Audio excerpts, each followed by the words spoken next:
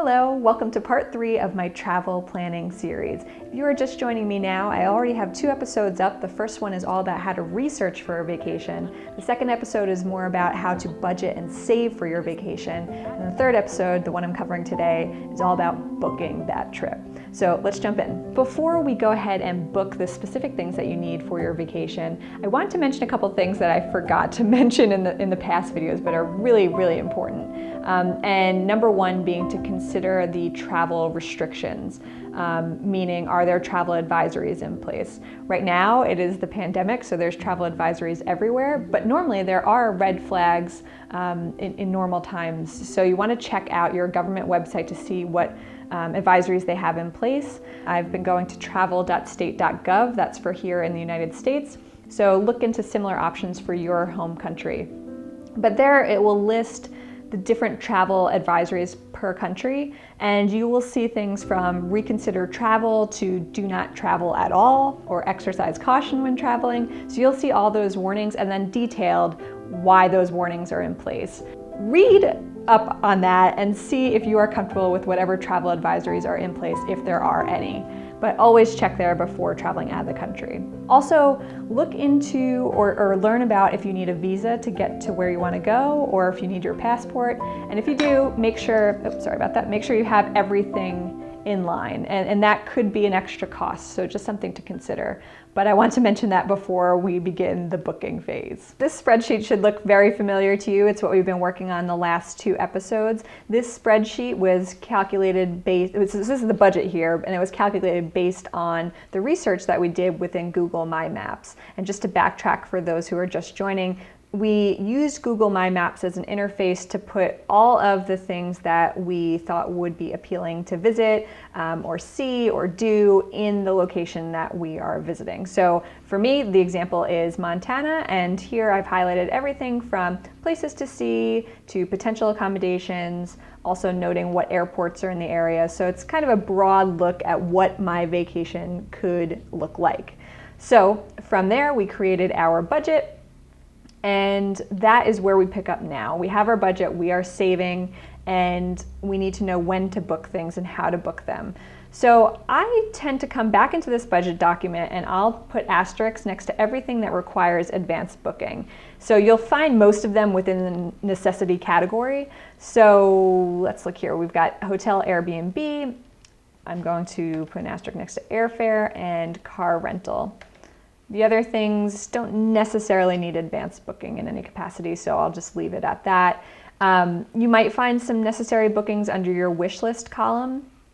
If I had left the Chico Hot Springs massage on, which if you saw in the last episode, I nixed that off my budget, unfortunately. But if I had left that there, that would be another thing that I would put an asterisk next to, because I would want to get that reservation in before arriving at the spa on that day. Once you have all of the asterisks in place, you now can see which things need to be booked in advance, and you can start weeding things out from there.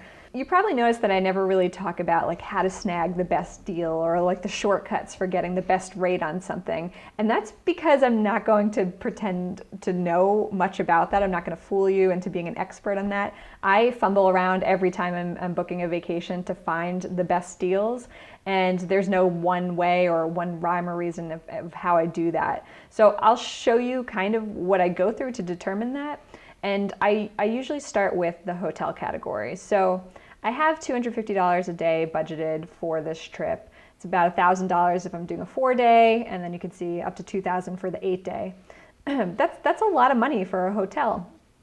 I am saving to be able to pay for that, but can I get a deal somewhere? Is Hilton offering some kind of, 3 nights, book 3 nights, get a 4th night free? There's always something going on, and you can visit those websites. So if you go onto Hilton, I actually just had that page open, so you'll see offers on the website. And then if you click into offers, you'll see the different deals that they currently have available. So see if something in the area that you're planning to travel is available there, and book that way if you're interested. Marriott has something very similar where they have special offers. I've already clicked into that for you, and you can just kind of scroll down, put your destination, and see what kind of savings they have available. Now, those are major hotel chains. You can find deals there. You might be looking at Airbnb. There's not too many deals to be found in that capacity. You might be camping. So I would always recommend going onto the website of whatever places you're considering and seeing what offers they have just direct to consumer on their website. So yeah, I spend a lot of time, or a decent amount of time, just going through and seeing where can I get the best rate. Additionally, if you're good with credit cards, well, let me say, if you're not good with credit cards, you could skip this section, because I am very good with credit cards, admittedly, and I have it paid off. All my credit cards are zeroed out at the end of every month, if not every week. So I really maximize the reward travel. I have a Chase Sapphire card, and I use those points all the time to travel. Every purchase I make on a daily basis gets charged to my credit card, and I make sure to pay that off. And as I'm doing so, I'm earning points. And as those points accrue, I can use those towards travel. So I can speak for Chase. I'm not as familiar with other banks and credit cards, but Chase has a portal online that you can visit, and you can book your travel through that. So I'll get to that in a second, but I just want to show you, when you're here, there are also other offers to use your points, maybe in combination with cash, or use your points in full. But there are offers here. So if you have a credit card, if you're good with credit cards, definitely look into what your credit card's reward portal looks like and see if you can capitalize on anything there. If I've settled on the idea of booking a Hilton, I could book it through the travel portal. So if I go here into hotels, you can see I don't have many points at the moment because I just spent a lot of them on hotel accommodations for a separate trip. But yeah, you can come in and put in all the information that you want. So let's say Montana. I will do September 1st through, let's say, the 10th. I haven't quite picked the dates yet. Search. Going to, okay, I guess that got wiped out. Montana. So this will buffer, and then it will present to you what hotels are available, the current discounts that are offered, and you can compare and contrast from whatever else you're finding. But just know, by this point, you've done your research and you've kind of narrowed down what hotels or accommodations you want to have, and maybe you have your top 3. So you don't need to compare all of these necessarily, but you can look for those top 3 and see where you're getting the best deal. So maybe it's on this Chase portal, travel portal, or maybe it's on the Hilton website using points, or some other kind of offer. That is where I start with my my accommodations, because again, this is a very steep price. I am budgeting and saving for that price, but if I can knock that out completely, that's for an 8-day trip, that's a $2,000 savings. So it's pretty incredible what you can do. And I tend to do this at the back half of my travel planning phase, because I want to make sure I can afford this trip if I don't get any kind of discount. So it's a nice reward. If you do find discounts, then you're like, oh, great, I've got this $1,000 back in my pocket. So I know not everyone operates like that, but that's kind of my mentality going into it. So same thing with airfare, and I just want to point out, for airfare, what I do is I go to Google Flights. And it's a great search engine just for a broad look at all the different types of airlines and what rates you're going to get for specific airlines on those specific dates.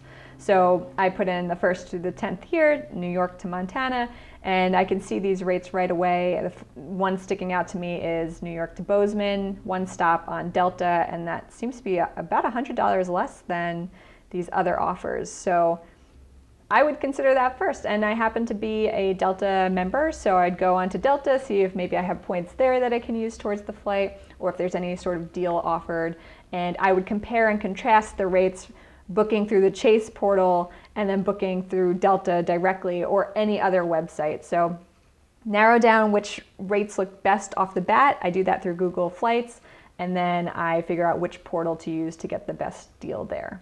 And if I have points, I'll pay that way. As for car rentals, I follow the same steps where I kind of figure out where I want to start my car rental, where I want to end it. It's usually the same airport flying into and out of. And then I visit the biggest chains that I can think of. So the Hertz, the Enterprise, Budget. I just had a very bad problem with Budget, so I'm probably not going to be using them anytime soon. But yeah, I look at the big names and seeing which ones have the best rates, and you can just compare and contrast on their actual websites. The last thing I'll mention is you may find deals in your other items like the wish lists and your hit or miss.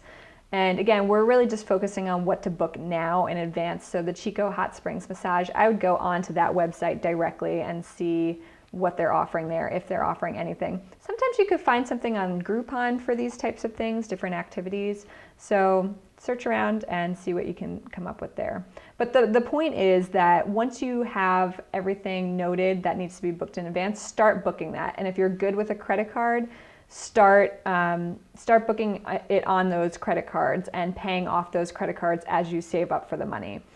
This really depends on how good you are with managing your credit cards, how good you are with managing your money, but hopefully in the last couple of videos I've set you up for success in that capacity. But you know, everyone's a little bit different. So I book those on the credit cards, I pay them off, and then I just continue saving. So for the remainder of time leading up to the trip, I'm saving for all of these other little things listed on the budget sheet. And if you're terrible with credit cards or you don't even have a credit card, that's no problem at all. I'm just telling you my method. But for you, you can stick to just looking at that budget sheet, see what you just put the asterisk next to, and as you save money, let's say it's the hotel, you've successfully saved $1,000, at that point you can book your reservation when you know for sure that you have that money already secured in your pocket. And don't forget, you still have that sheet on your fridge that we created in the last episode, which basically just reflects exactly what was in that budget document on the computer. But this is a great visual reminder in the household to see where you're at as far as savings. We have a highlighter and we just highlight the things that we've successfully saved for, and we can see how far we need to go. So it's a great visual reminder.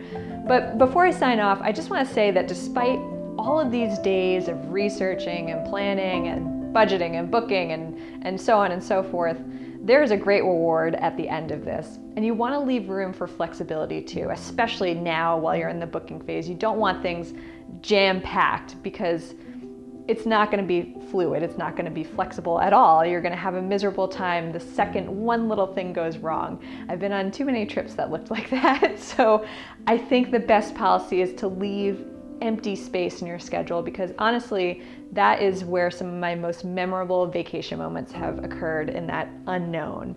So take that into consideration. I hope you found this series helpful. I know it was a bit long-winded, but I want to get all the information out there that I have. I am continuously learning, and I hope to learn from you guys as you give me your feedback in the comments, and we'll just continue this journey together, figuring out how to vacation plan a little more successfully. And with that, I hope you guys have a wonderful, wonderful trip.